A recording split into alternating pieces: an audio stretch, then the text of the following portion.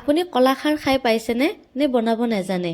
তেনেহ'লে চিন্তা নকৰিব। আজি মই আপোনালোকক দেখুৱাম কেনেকৈ ঘৰত অতি সহজে কলাখাৰ বনাব পাৰি। এই ৰেচিপিটো পৰম্পৰাগত অসমীয়া ৰেচিপি, যি আমাৰ সকলোৰে খুব প্ৰিয়। প্ৰথমতে ভীমকলৰ বাকলিকেইটা ৰ'দত ভালকৈ শুকুৱাই ল'ব। ৰ'দটো যদি প্ৰখৰ হয় তেতিয়া আৰু বেছি ভাল, কাৰণ ৩-৪ দিনতে কলৰ বাকলিকেইটা ভালকৈ শুকুৱাই যায়। আৰু এয়া দেখিছেনে, মই কলৰ বাকলিবিলাক ধুনীয়াকৈ শুকাই লৈছোঁ আৰু এই শুকোৱা কলৰ বাকলিবিলাকত মই এনেকৈ জুই লগাই দিছোঁ। আৰু এতিয়া কলৰ বাকলিবিলাক ধুনীয়াকৈ পুৰি পেলাই ছাই হৈ যাব।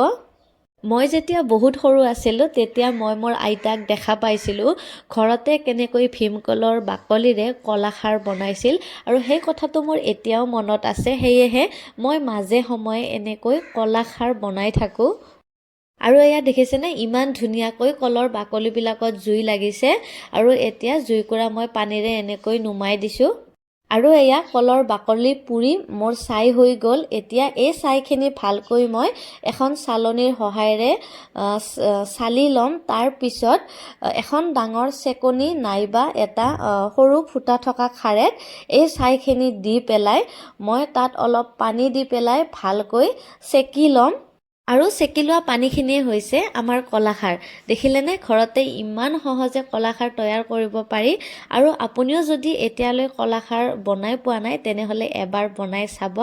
আজিৰ ভিডিঅ'টি ইমানখিনি আছিলে।